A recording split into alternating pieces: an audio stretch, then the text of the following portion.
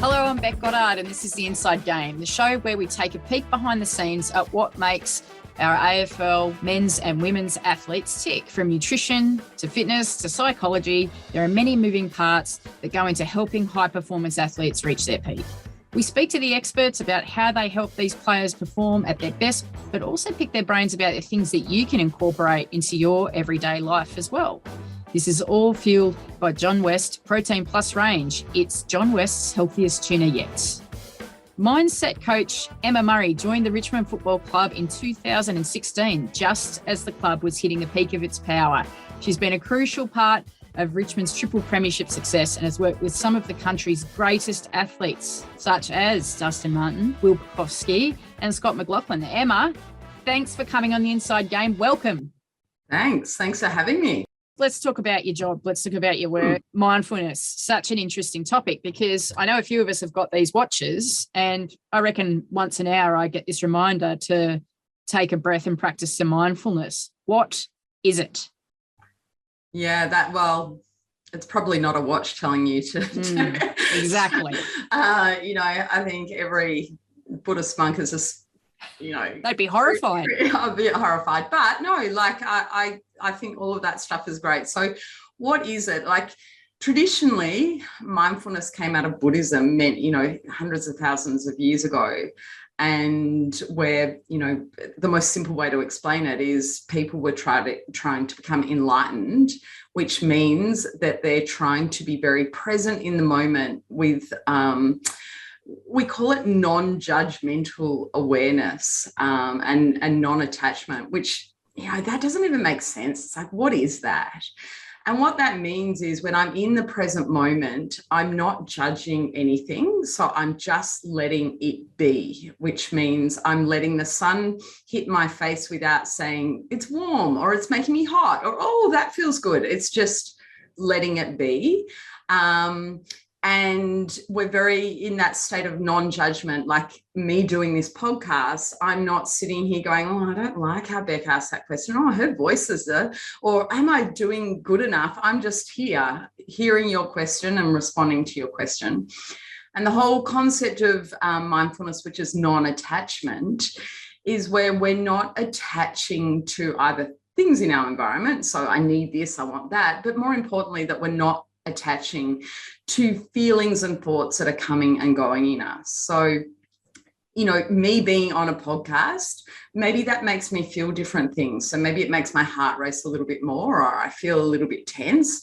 All of these things, a lot of people would attach to those and go, oh, that's because I'm nervous. I'm terrible at podcasts. People might think I'm not very good. So we attach to those, we grab those feelings and we attach a story to them and we hold on to them. And then that makes us feel even worse, where it's just letting all that stuff come and let that go. Now, that's all great. And that would be amazing. And that would all change our lives. But the reality is we live in a world where we're not striving for enlightenment. We're striving to pay our mortgage, to put our kids through schools, to have a holiday at the end of the year, to play football in front of 100,000 people, to drive a car at 400k an hour and win a race. So along the way, in my personal opinion, we've got this incredible practice that doesn't reduce stress. Of course, we're not attaching to anything that makes us stressed. Does it make us more relaxed? Yes, of course. Does it make us feel better? Yes. But does it suit today's world? No, it doesn't. And so I guess for me, where I have taken my work is taking the roots of mindfulness and making it work in a high pressure, high expectation environment. And that has come through my own life experience and my own, pressure and expectation. And through the work that I've done with athletes. And it's just about taking it and twisting it and changing it. So your watch is sort of bastardizing mindfulness, but what I'm doing is also in a funny way doing that. But we have to, because traditionally, I don't believe stands up in the world that we live in. Yeah, that's cool. How does that fit into the high performance world? Like, how does mindfulness fit in? Yeah, so performance, the performance world And so if you take everything that I just said and you think about the performance world, well, the performance world, we are striving for something. We're striving for, meeting a deadline, ticking off a to-do list, winning a competition, winning a race. And so we want all of these things, and they make us feel a particular way. They make us feel very on edge. They make us feel very stressed. And so when we bring in mindfulness to this space, what it allows us to do is to be fully present in the moment and best execute in that moment. So let's bring it to life with football, for instance. So what we're asking a footballer to do is to perform in that moment, to actually execute a process in that moment, whether that's a ground ball, whether that's a stoppage, whether that's kicking a goal. Now, a player that has no mindfulness skills, he is in that moment, and a whole lot of things are happening for him in that moment due to the way that his mind and body is wired. So due to his human wiring, and we are all wired the same way, whether we're elite athletes or not, we are wired to stay alive. We are wired for survival. So in that moment, that footballer's mind is very on edge, because the mind of that athlete is like, be careful, don't do this, watch out for that could go wrong, this could be bad. So when we're talking about survival, it's not just physical danger. It's like what other people think of us and failing. All of these things are a threat to us as humans.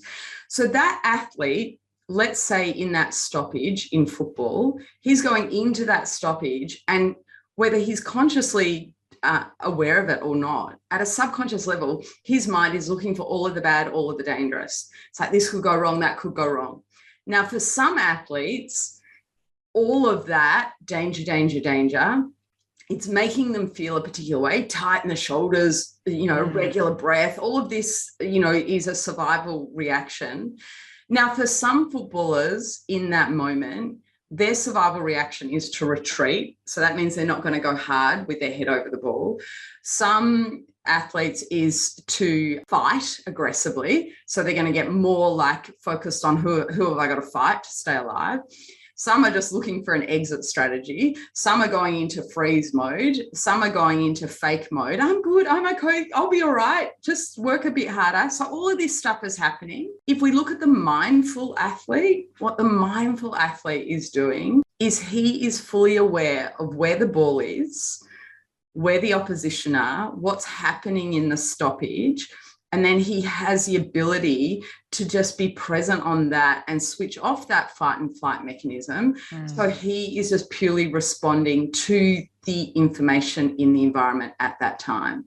And he's not going into, but what if this, and if only that, and I've got to make sure this, and I better not do that. Yeah. So of course, he is going to be able to react quicker. He's going to be able to take in information that other people can't, because when we're in danger, we get very closed-minded and parts of our brain shut down. So, of course, that athlete is going to be able to respond better and execute the process of that stoppage better than the athlete who is in all of this unhelpful thinking and feeling that's going on. So it's I don't know if that makes sense. Yeah, so it's about staying in the moment. It is, but you cannot, you cannot say to a footballer, just stay in the moment. You will hear so many athletes say, oh, I've just got to really focus this season on staying in the moment. When I stay in the moment, I'll be better. It's like, it's not something we can tell someone to do. We actually have to learn how to do that. Practice doing it. Yeah, so we have to retrain our mind to be able to turn that survival wiring that I just talked about off. And we need to be able to change the neural pathways through practice and through learning step-by-step tools, so that we can, in that moment, in front of 100,000 people in the stands and however many watching, we are able to take our attention off all of the what ifs and if onlys and who's watching and what if I fail and what if I get that wrong. Get my attention off that and onto that ball and onto what I need to do in this moment. That requires practice, and it requires knowing how to do it. And this is where we go wrong. We think we can just tell someone to be more present. We think we can, as coaches, tick off this stuff by just saying, get your head in the game. Get in the game. Stop worrying about that. Stop focusing on that. We need to understand that this is biology and human wiring, and we need to actually hack that and change that so that we can stay fully present. Give us some examples of some of the techniques that you might use to do that. Yeah, so I mean, I have been really fortunate in my work that I have landed at the Richmond Football Club in terms of, well, one, they actually gave space in their program for this. Yeah. And that critical. That is, and I always say that takes a lot of courage. Like in 2016, Richmond were 13th on the ladder.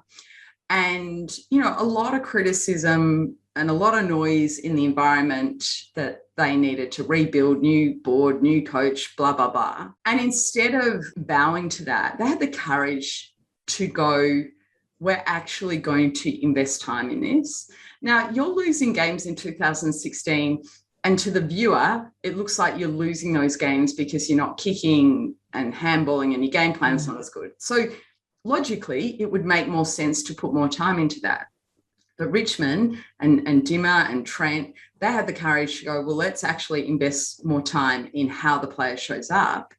And that from a mindful perspective, but also the person they are and a leadership perspective and all of that. Firstly, Richmond put space into their program. And that's where most performance environments go wrong, is they give it, yeah, we do this, but we don't actually give it any space because we don't have the courage to take time away from the physical.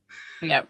And so that was the first thing that Richmond did right. But what, for me, which was so critical in my involvement, my ability to evolve in this space, was that football, as opposed to the work that I do in Olympics and even motorsport, is that you can give a player a tool, then you can see it on the weekend, and then they can give you immediate feedback. And so very quickly, I was able to go, that works, that not so much. And you start to see the patterns. Oh, I gave it to that player and that player and that player, and this was what unfolded. And so for me, I've been able to break it down to, and I now call my work high performance mindfulness, which I believe is different to traditional mindfulness. And how it differs is, yes, it's still based on being present, but then it's based on being able to bring your best in that moment.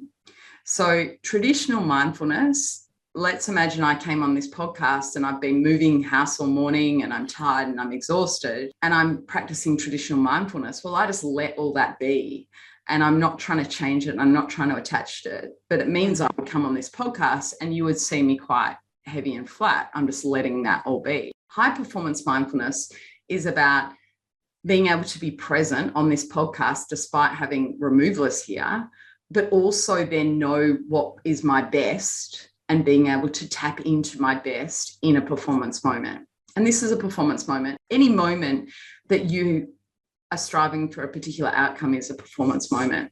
And we want to be able to, this is where we're going wrong, Beck. We, and this is not just sport, this is corporate executives, this is students, this is whoever else. We are getting this message around, and I know I haven't answered your question, I'm acutely aware. No, keep going.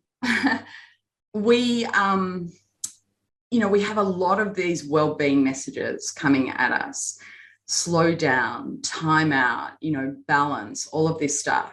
Yet then we have this to-do list and we have these requirements of our job and these requirements. I mean, year 12 students, the amount of work that they have to do whilst they're also balancing trying to get drafted and, trying to do these incredible things. The workload that is being placed on humans is out of this world. It would be great if we could just say, I'm not doing that. Like, I'm going to spend 6 months in my beach house becoming Zen-like, but we're not all in that position. What I'm trying to teach people is, well, let's teach you how to bring your best under that pressure. Because when you bring your best under that pressure, then you get to the end of the day and you feel good about yourself. And you feel like you've done something productive and effective. You brought your best. And then from there, then you carry that energy into the next day. Now you start to get things going in your favor. And when I look at a lot of elite athletes, and we're trying to look after their mental well-being and their mental health, yes, we absolutely do. But from my experience, a lot of their unwellness in that mental space is coming from their fear around not playing well enough, not performing. I didn't train great today. Why did I kick the ball like that? If only I'd done this. I'm not as fit as that. What if I don't get selected? So let's get you performing at your best under that pressure, and then we'll see what you're left with. And for most people, life, I always say, let's do better and then we'll feel better. And when we feel better, then we'll live better.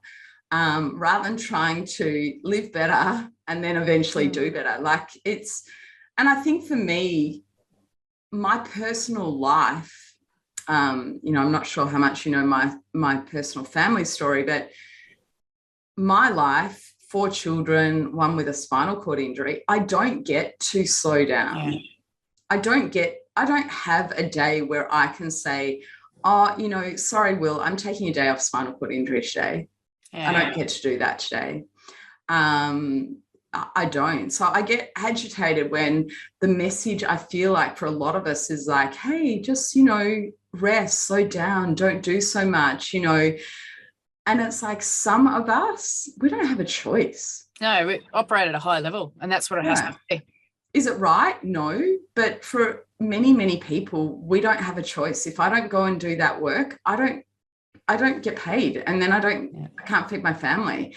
And so tell me how to feel better whilst I am still doing the amount that I'm doing, which again, Buddhists right now are like, I can't believe she's saying that.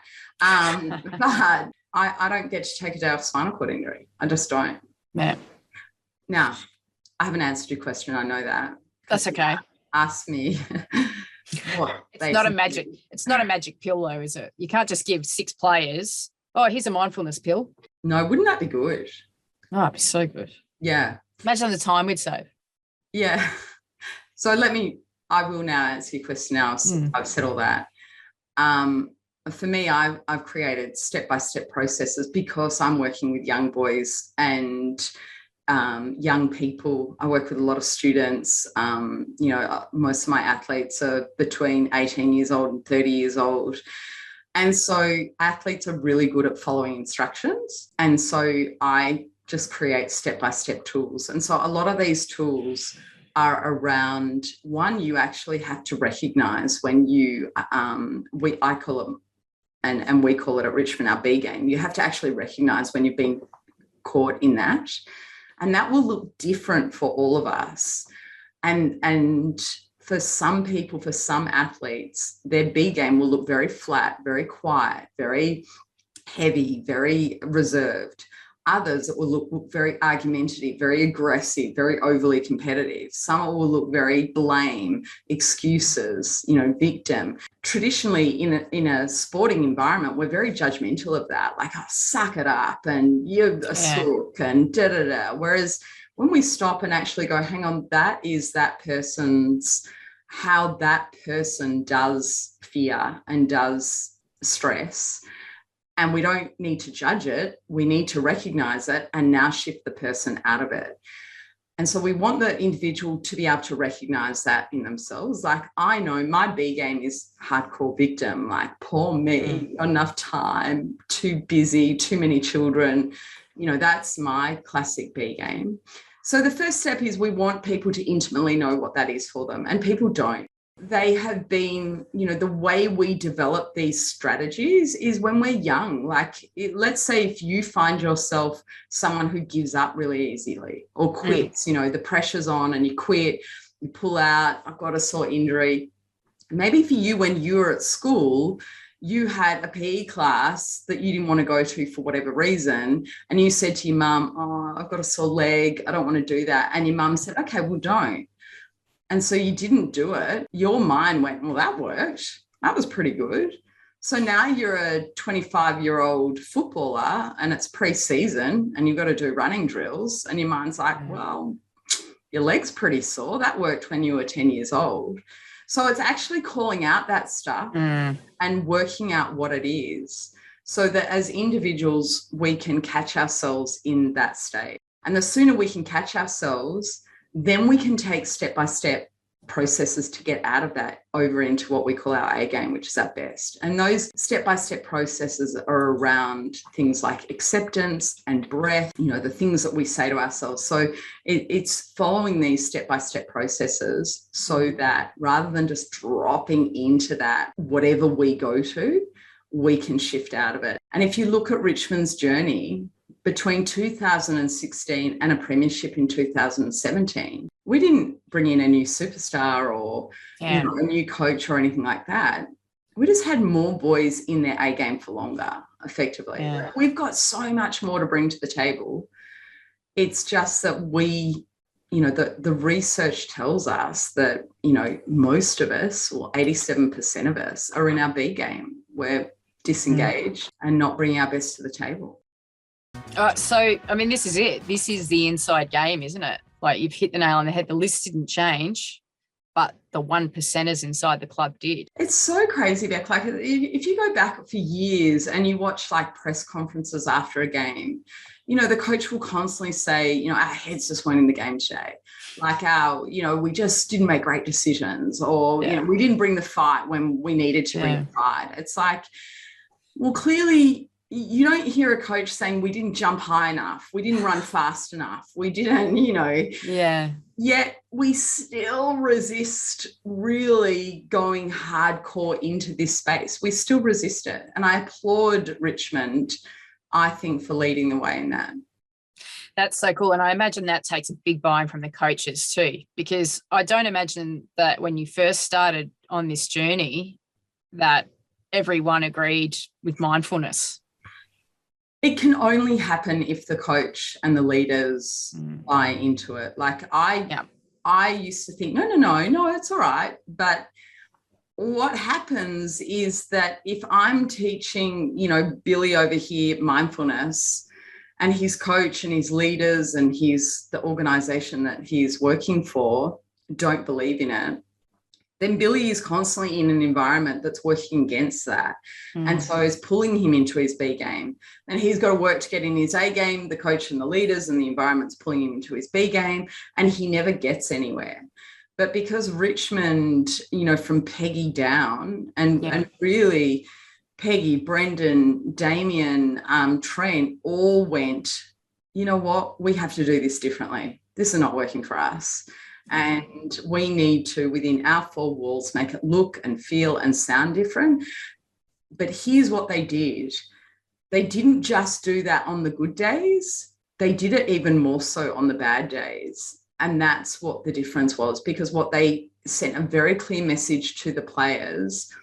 This is who we are. This is what's important to us. What's important to us is how you show up as a person, how you show up mentally, how we skill you up. And we're going to stand by that even if we don't win. And by doing that, they gave the boys permission to fully immerse themselves in this. Whereas some people, it's like, we're going to do mindfulness. Hang on, we just lost. Run 10 laps, go and we're having a 6 a.m. wrestling bloody session. They really committed to that. And that can only come from the top down. So it can only be done like that. You mentioned that, you're obviously working with a lot of young athletes, young men these days. And, we know that you work with Will Bukowski as well in cricket, and he's had a number of concussions over his sporting career. I imagine when you're trying to get an athlete back from potentially a long-term injury or something where there's a bit of fear attached, that is there a different approach to what you do, or is it the same thing? Yeah, so my work, mindfulness is one component of my work. I do a lot of work at the subconscious level. So I'm trained as a clinical hypnotherapist. I don't turn them into chickens, but I use particular forms of techniques which is going into the subconscious mind. Now, I could say so much about concussion, but the role that I see, and one thing I'm very clear about is what my role is. So I never try to be the sports psychologist, the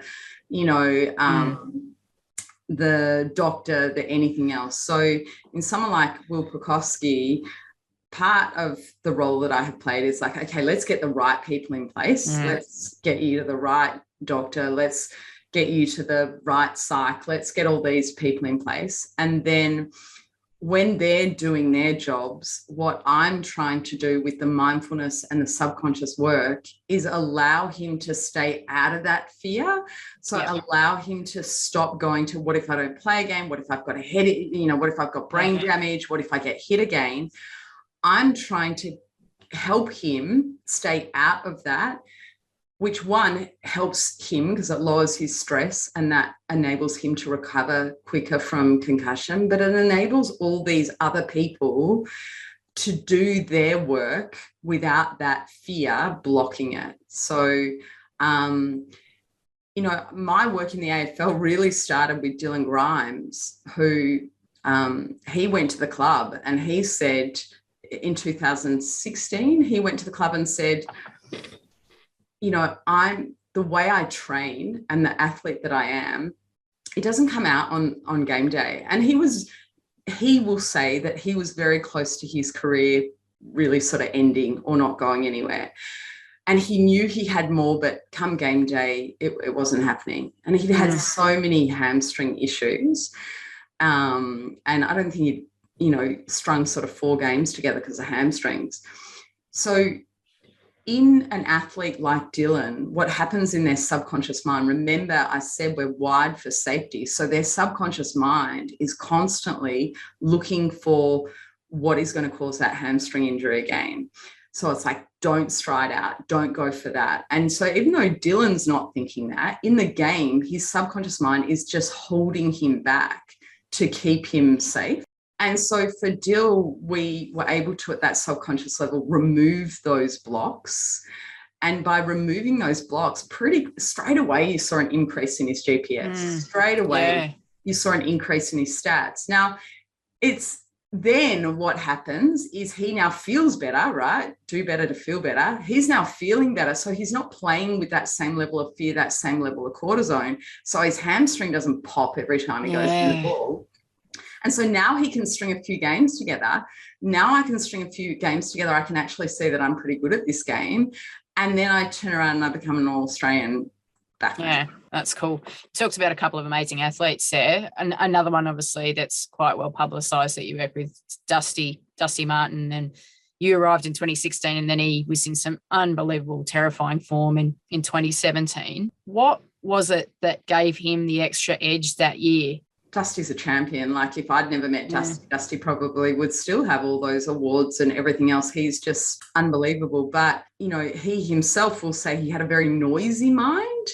So when he had the ball in his hand, it's very noisy, and that leads to you just getting rid of the ball quickly and doing this and doing that. Dusty, as opposed to the story that I just told about Scott, Dusty didn't have or Dylan, Dusty didn't have a particular thing in his subconscious mind that was holding him back. Dusty more traditionally went through the process of learning how to become very present in the moment. And full credit to Dusty, and this is always my experience when I work with a group of people, you will see some people that take what you teach them and they just go on their own journey. You'll see some who take what you teach them and that's great and I'll use it. And you'll see some that resist it. And full credit to Dusty. Dusty took what he was learning from me and became really curious about it because I think it made him feel better and went on his own. Certainly in 2017, we worked together every week, but he expanded that journey with books and meeting other people and going further into this concept of being present. George Mumford, who was the mindfulness coach for Chicago Bulls in the era of Michael Jordan, he has a saying which is pay attention like your life is depending on it. It's your ability to fully pay attention to what am I seeing? The ball, the opposition. I'm seeing that. I'm feeling that. I'm noticing this. The athlete that can pay attention better than someone else is always going to, if they've both done same level of fitness, which most AFL athletes are, right? Yeah. They're all in great fitness programs. The athlete that can hold their attention in the present moment is going to get more information. And so what we see is Dusty's a freak of an athlete. And when we get him present in that moment, it goes to a level which is, unbelievable. Now, we've also watched his journey is really interesting because he wins all those awards. And this is what we need to understand about pressure and expectation. And now in your mind, it's like, what now? Like, what happens now? And that expectation to continue to be that good. Well, what if I can't? What if I don't win this? And now I'm stepping out on a ground going, I'm the Norm Smith medalist, the Brownlow medalist, or this or that. I've got to do something here. So again, that human wiring kicks in. As soon as expectation kicks in, human wiring does, of fear and what if, and I have to, and I should, and I need to. And Dusty's still a human. So we see him go to these heights in 2017. We see him still amazing in 2018, but why is he not exactly the same? Well, he has a whole new level of expectation and pressure on him. So now he effectively has to learn mindfulness all over again at a whole new level. Yeah. I was going to say, it doesn't just stop, does it? Just because you've learned some of those tricks, that's not where it ends. No, I get this stuff wrong. I get this stuff wrong more than I get it right. I spend way more time in my B game than I do in my A game. And I'm teaching this and learning this every day. So no, this is a life journey. And that's why Dusty's story is so, interesting and important, is when you reach a certain level, it's not like now I'm at that level, I stay at that level. It's like now there's new expectation that I've got new fears, I've got new stresses, I've got new worries and a new noise in my head. And now I've got to restart at the base of the mountain. Dylan Grimes said that to me one day, sitting opposite me in a desk, and I think he nearly threw something at me. And he said, I feel like I was nearly at the top of Mount Everest, and what you have just said to me, I'm at the base and I have to start all over again. I'm like, and I'm exhausted. And I don't want to do that. I thought I had this thing, I thought I had this mastered. It's like, no. What are a few things people listening to this can do to improve their own mindset besides getting stuck into the John West Protein Plus range? We hear a lot about meditation, and for a lot of people, they would love to be able to do that, and then they make the decision to do it, and then they fail at it, and then they think, that's another thing I'm hopeless at. So if you are watching this or listening to this and you are not a meditator, don't set yourself the task to meditate. I want you to set yourself the task to get a breathing routine into your life. The breath routine that I would recommend the listeners is a breath routine called Take 5. And that Take 5 breath routine is as simple as we breathe in for the count of 5, we hold for the count of 5, and we breathe out for the count of 5. And we repeat that 5 times. Aim to punctuate your day with this breath routine. So you wake up and you either do it lying in bed or you do it in your morning shower. In for 5, hold for 5, out for 5, repeat it 5 times. Try and do it before you eat a meal, because we're just eating in this fight and flight and we're not tasting it. And before we know it, we've eaten a whole cheese platter and a bottle of wine. And, it's like, how did that happen? Sounds like me last night. So before you eat a meal, it will help your digestion, but it will also help regulate what you're about to eat. And before you go to bed. Okay, so now we're taking out the rubbish a few times a day with our Take 5 breath routine. But if I'm in a performance moment, like I've got to go into a meeting, I've got to go into a presentation, I'm in the rooms before I play a football match, then we can use it in that moment as well to dial down that fight and flight response. So that Take 5 breathing, it can change it. Will Pekoski talks about this a lot, bringing in a daily breath routine that was not much more complicated than that, and having a breath routine when he walked onto the pitch and between balls, like life changing. Wow. Like he will tell you it literally changed his life. I Is work he with- thinking about anything while he's in that moment? Okay, so this is why you have to count. Yeah. Because I cannot count and think about getting out, or I can't count and think, yeah. So it's very important to count, and it's very important on that out breath. What I have the athletes do is soften. So they soften their jaw, they take their tongue off the roof of their mouth, they soften their shoulders, and they soften their hands. And the other thing, I think we've been talking about Dusty. Dusty taught me this. So my program, High Performance Mindfulness, is now online courses that you can literally, there's one for sport, there's one for corporates, there's one for education, but you can literally, the modules take you through these steps. And one of the steps is around acceptance. Now, that's Dusty's step. Dusty taught me acceptance. So Dusty, whenever we had sessions at the club, he would say to me, until I accept that I can't be the superstar all the time, I can't win the game all the time, I can't calm down and get present, because that story was so loud in him. Like, do something special, win the game, the team needs you, you know. Yeah. That's so loud. Trying to get your attention off that, your attention just wants to go back to it. Now, your story might be, you know, what if I muck up and my work colleagues think I'm hopeless? What if I ask that question and they think it's terrible? What if I muck up this shot at golf? Like, it doesn't have to be on Dusty's level. Yeah. Any thought can pull us out of the present moment. So Dusty would say to me, until I really have acceptance that it's okay, I might not be the superstar. I might not win this game for them. It's only when I accept that I can come off it. And so that's now one of the steps in high performance mindfulness, but it was the step that changed Scott McLaughlin's whole career, because his was like, what if another car takes me out?